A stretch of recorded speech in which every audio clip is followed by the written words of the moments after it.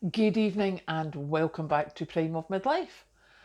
It's Monday evening. I hope you have had a fabulous Monday. Mine was a bit of adventure, and today we are talking food and expectations or comparisons or stuff. I don't quite know what to call it. But let me tell you about my day. I went into work early because Mandy's on holiday, so I was like, right, I'll go in early, I'll get everything done, and I was rocking it. I was so pleased with myself, I was doing so well, and the boss went out. The two bosses went out with the dogs, took the dogs for a walk, and I'm like, right, I'll go and put kettle on for when they come back. Went and made myself a cup of tea, left their cups, and the power went off. Just bleh. And that was just as they pulled up. So I stoated out, went, wasn't me. I did nothing. I didn't even hit a button. Nope, not a thing. Then, so we're standing outside going, well, what do we do? What's going on? Then the guy from the next door building comes out and he's like, I've got no power either. So we're like, oh, so it's the whole building, not just our office. So then we phoned the guy who owns the building, who lives just along the road, and he came out and said, I've literally just had a text from the electricity company.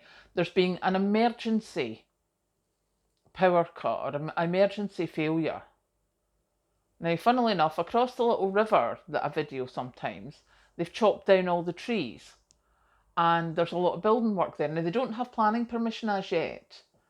They've put the initial sort of questioning planning permission in. But while that's in, they've cleared all the trees, they've tarmacked the road, they're doing whatever, so I'm quite sure they've cut through a power line. So we're all standing there going, what do we do? I mean, it's Monday. Oh my goodness. It's like, right, okay, so we can work from home. I've got the laptop. I can sign into the work system on the laptop. I can't sign into any of the other companies that we help systems, but I can do ours. So I came home and fired up the laptop. Now, because I put it up in Outlook to get my work emails, now I don't know if you've maybe noticed a bit, but I'm a bit of a hoarder. I like to keep everything just in case. 20,000 emails I have in that system. My poor laptop nearly had conniptions. So it took me nearly 2 hours to get it to work. But I did manage to phone the other places and say, look, if you need us, you just need to email us. So guess who's going into work early tomorrow morning? And also guess who is now clearing out her emails. So yeah, if you're like me and work somewhere and you keep every email just in case, even although you copy the email and put it on your own system, but you still stash it just in case, you maybe want to rethink that one, because if you come home to work from home on your own laptop because the office is having an emergency, your laptop will not love you, because my laptop certainly does not love me today. Just saying. So yeah, that's been my day today. Food wise, I've read a couple of articles today, and it actually tied in with one of the questions that was on the live last night. And somebody had said, how do you change what you're eating? You know, putting more spice in or more flavours. And I said I was lucky, I've got Polish friends and they've sort of helped me experiment a bit. My first thing, I mean, as I said, I only started using pepper regularly like last year. You know, everyone puts salt and pepper in their stuff. I only ever put salt because it's like, don't like spicy stuff.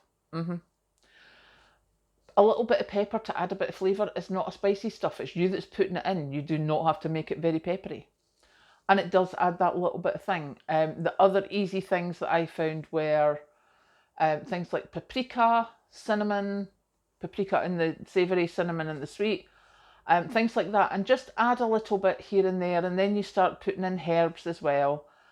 And I think that is definitely something that we should all be doing, because the two articles that I read today, one was that in India they use a lot of tomatoes in cooking. And the way the weather's gone, they've had a huge problem with the tomato crop. And one farmer they spoke to, the way the heat and the rain came, he ended up with some fungus thing on his tomatoes, so he got expensive fungicidal. He only got about half of his crop, but it was a main crop, so it came through, and the prices were just dreadful. However, due to the fact that that happened to so many farmers, tomatoes are now at a premium, and they've gone from less than 2 rupees per kilo, which it was barely worth this. He wasn't making any money in that for this farmer. They're now almost 160 rupees per kilo. There is a tomato shortage. Now, obviously, India's not like an exporter or importer of tomatoes. They mainly grow their own, but they're having big problems with that. So they may have to look at something else. Now, also, I read today about Japan. Now, Japan ate so much rice. That was the staple part of their diet. Even breakfast was like rice with fish and miso and stuff. They're not doing that now because, similar to here in the UK and in the US, I'm presuming, and many other places, if there's two of you in a family situation or a living situation, it used to be husband and wife, husband worked, wife looked after the home, and she had time to be up and making the rice and the fish and the stuff like that. They don't now because they're both working. So a lot of Japanese, and also there's a lot of now not so much coupledom and living on your own. Well, why would you get up 2 hours early to cook rice and fish? As if you don't have a big enough commute to get in anyway. So a lot of them are using bread now. So eating habits are changing in Japan as well. And it just got me to thinking, there's been a few bit iffy crops in Europe and, a few times where we've been struggling to get some things. And the thought was in my head, what happens if the weather does just keep changing that wee bit here and that wee bit there? I mean, Scotland was always the place for potatoes and oats and things, but down south in Kent, that was where you grew your asparagus, your broccoli, stuff like that. Maybe we could start growing that in Scotland now because it's getting warmer. I don't know about the rain and the other growing conditions. I'm just, purely talking about temperature. And I was just like, maybe that's going to be a thing. So maybe if we are used to a very staple sort of diet where we're always used to the same things, like especially in the UK, potatoes, definitely a big staple, and rice. Maybe potatoes are going to be a bit of a problem to grow in the hotter weather. So maybe we need to look at other things, just in case. So that was my other thing. And finally, comparisons. Jane, frugal queen in France, bless her, she's doing a no spend July, and she also did a video with the do not get led by the supermarket offers. She saw my shopping haul yesterday. I got every offer that was going. Totally every offer that was going. But in saying that, I should not have to do shopping for anything apart from fresh things for the rest of the month. I have so much. And I'm also quite proud of myself because today I did not use any of my new shopping. I stuck with my meal plan list, and I had my sandwich with my ham that I had taken out the freezer, and I had my curry that I had taken out the freezer. So I have been very good, and I have not used any of the new food. I am using what was on my list. So I'm having a wee bit of a smug about that. But there was also the thing of, Jane had said her no spend July is that she's not going to spend anything apart from like putting fuel in the car, food and stuff. Normal things and bills. So no frivolous spending.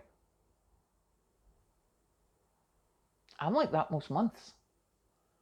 Unless Patrick and I are going on holiday or something, which we do maybe twice a year, we'll go away to the caravan. We don't spend money on stuff, which is probably a good thing because I'm desperately trying to pay the mortgage off.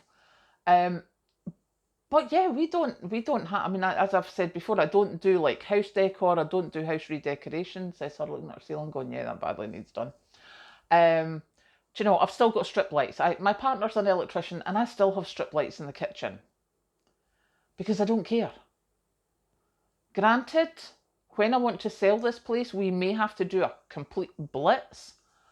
But it doesn't particularly bother me. I don't wear makeup. I'm not that bothered about clothes. This t-shirt I think is about 10-year-old. It's getting so bad that the Ann Schultz on the front is coming off. And it was TK Maxx that I got it from. I've got no clue who Ann Schultz is. Do you know, I have some stuff that was before Kathleen was born, and she's 28. What can I say? If it lasts, why would I not use it? So yeah, the no spend, my no spend would be not spending on food. That would really cut my spending down. But I need to make sure I've stocked up before I do that. But I need to, you know, for me that would be a huge no spend because I have stocked up. There's no point in just keeping stocking up. You need to use your preps, you know, rotate your stock and do your thing and be sensible. See, I know what I'm supposed to do. So yes, that's my little talking points today is, oh my goodness, who thought you could have a power cut at work? And don't keep as many emails as I did in your system if you want to use a laptop. Talking about different eating habits just in case, because growing seems to be changing now. And isn't it funny how different people do different things? Like Jane's no spend July is very different from what my no spend month would be. And they don't get caught with the supermarket office. I need to drive 10 miles to that supermarket minimum. I'm there all Sunday morning. I'm getting every offer that goes because I might not be back for a month.